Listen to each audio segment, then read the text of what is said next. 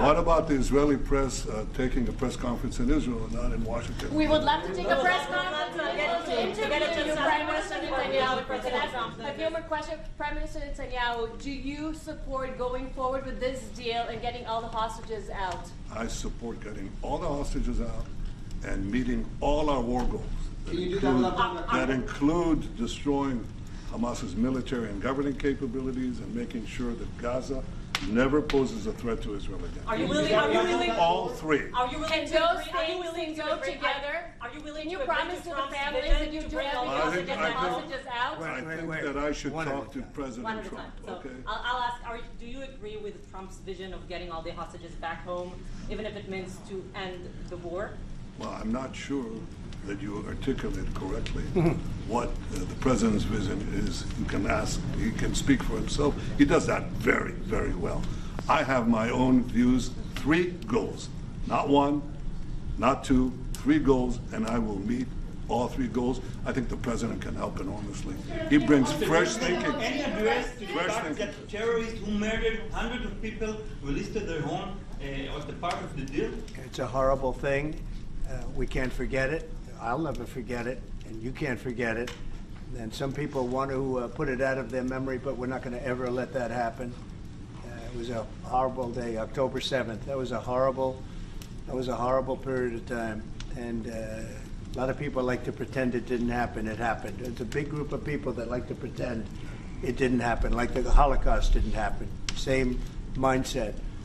And no, we're going to get this thing wrapped up, and we're going to get it done. We're also dealing, I think, very successfully with Russia, Ukraine. We're going to hopefully get that one done at some point in the not too distant future. That's a complex problem also, but we solve problems. When I left, we had no problem. There was no Ukraine and Russia fighting. There was no October 7th. There was nothing, and some very poor leadership led to a lot of problems and a lot of death.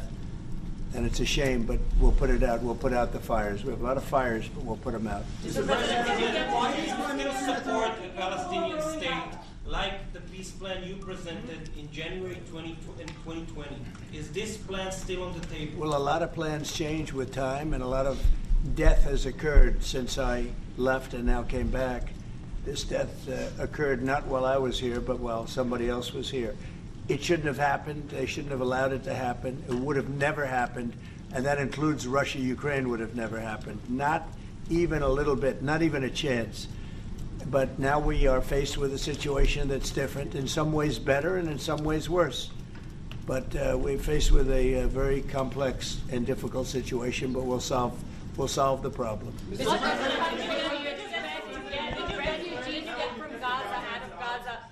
Jordan, Egypt, what other countries you think might accept Palestinians from Gaza? Well, I think Jordan and Egypt will. I know they've spoken about it with you, and they say they're not going to accept. I say they will.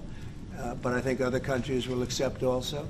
I think that Gaza maybe is a demolition site right now. If you look at Gaza, it's all, there's hardly a building standing, and the ones that are going to collapse. You can't live in Gaza right now, and I think we need another location. I think it should be a location that's going to make people happy. You look over the decades, it's all death in Gaza. This has been happening for years. It's all death.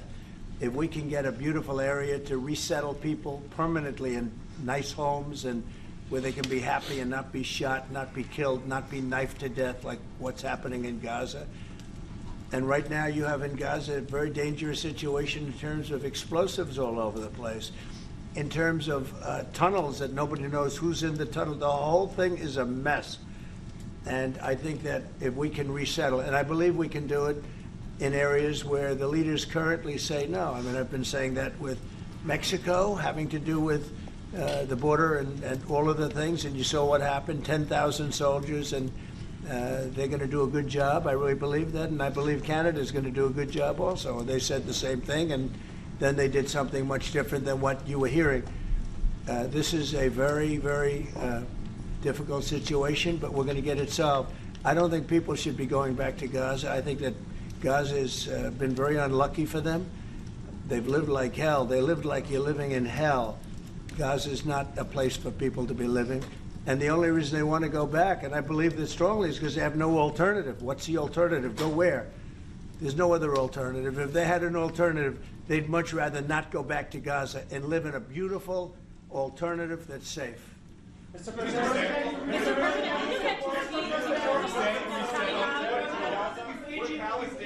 Peter? Would Palestinians have the right to return to Gaza if they left while the rebuilding was happening? It would be my hope that we could do something really nice, really good, where they wouldn't want to return. Why would they want to return? The place has been hell. It's been one of the meanest, toughest places on earth. And right now, I've seen every picture from every angle, better than if I were there. And nobody can live there. You can't live there. So if we can build them through massive amounts of money supplied by other people, very rich nations, and they're willing to supply it. If we can build something for them in one of the countries, and it could be Jordan, it could be Egypt, it could be other countries, and you could build 4 or 5 or 6 areas. It doesn't have to be one area, but you take certain areas and you build really good quality housing, like a beautiful town, like someplace where they can live and not die. Because Gaza is a guarantee that they're going to end up dying. The same thing's going to happen again. It's happened over and over again, and it's going to happen again as sure as you're standing there, Peter. So I hope that we could do something where they wouldn't want to go back. Who would want to go back? They've experienced nothing but death and destruction. What will you do for Egypt and Jordan tell you no, what will you do then? Well, I don't think they're going to tell me no. Mr. President, I don't think they're going to. What will you do for I think they're going to tell Biden no, and I think they're going to tell other people no. so you think it will happen at the end? I think there's a good chance. Yeah, How I'd like to many see it people are you thinking about? happen. All of them. I mean, we're talking All of about them. probably 1,000,007 people, 1,000,007, maybe 1,000,008. But I think all of them. I think they'll be resettled in areas where they can live a beautiful life and not be worried about dying every day. Mr.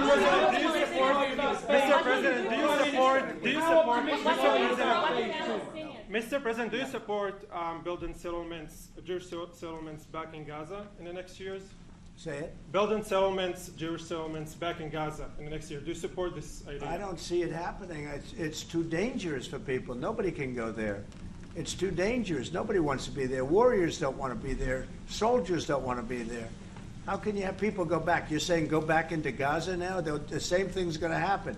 It'll only be death. The best way to do it is you go out and you get beautiful, open areas with the sunlight coming through. And No, that's not what I meant. Something nice. Building Israeli They are not settlements going to back want in Gaza. They are not going to want to go back to Gaza. Prime Minister Netanyahu, what is your message to the families of the hostages that look at this deal, that are worried that this deal won't go through? What do you say to them at this moment? Same message I said from the beginning of the war. We'll get them out, get them back. We got over 70%, close to 75% of the people who everybody believed will not get out. We got them in successive deals, and most recently with the help of President Trump. We're not going to give up on any of them, and we're not going to give up on our other war aims. Hamas is not going to be in Gaza, and we're going to get everyone back. And you would not have. Prime Minister, how optimistic are you about reaching phase 2 of the ceasefire? How optimistic are you about that happening? Well, we're going to try. That's one of the reasons, one of the things we're going to talk about here. And if we, you know, when Israel and the United States work together, and President Trump and I work together, you know, the chances go up a lot. It's when we don't work together, Israel and the United States don't work together, that creates problems. When the other side sees daylight between us, and occasionally in the last few years, to put it mildly, they saw daylight, then it's more difficult. When we cooperate, isn't it the right chances time are to good. hit once and for all? Say it. Now that Iran is so weak, isn't it the right time to hit their nuclear facilities once and for all? So you say Iran is so weak. I appreciate you saying that. They're not weak. They're very strong right now, and we're not going to allow them to have a nuclear weapon. It's very simple. You know, I signed a very strong proclamation. Iran was in big trouble when I left. They were broke. They didn't have money for Hamas. They didn't have any money for Hezbollah. You had no problem. October 7th could have never happened. When I left, October 7th could have never happened. And frankly, Russia and Ukraine, as I said, could never have happened. They became very strong very fast. They sold massive amounts of oil to China and everybody else who would not buy the oil when I was president, because we said, don't buy the oil. And they became very rich very quickly. But they're not weak. They're not weak. They're strong. Doesn't mean they won't be weak. But you know what? We just don't want them to have a nuclear weapon. They can't have a nuclear The weapon. Prime Minister, sorry, Mr. President, the Prime Minister wants you to strike Iran. That's what he wants. You don't know what he wants. What do you know about anything? Go ahead. But is that option on the table? Yes, please. President Trump, is that option on the table?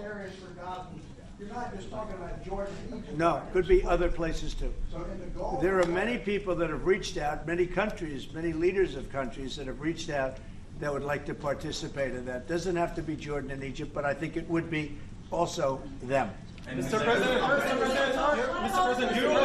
your relationship with Mr. Netanyahu knew ups and downs. How would you describe it right No, now? I think it's mostly ups. Mr. President, what about the Palestinian Authority? Shouldn't rule Gaza because Gaza will be empty? What? The Palestinian Authority, can it rule Gaza? What do you think? Well, it's had a pretty hard time, wouldn't you say? I'd say it's had a pretty bad time of it. Mr. President, Qatar has, you've criticized them in the past as a funder of terrorism, so as the Prime Minister. Do you think they're part of the solution or part of a problem moving forward? I think they're trying to help. Qatar Yep. is absolutely trying to help. I know them very well, and they're doing everything they can. Very tough situation, but they are absolutely trying to help. Will you Okay, visit Israel? thank you very much, everybody.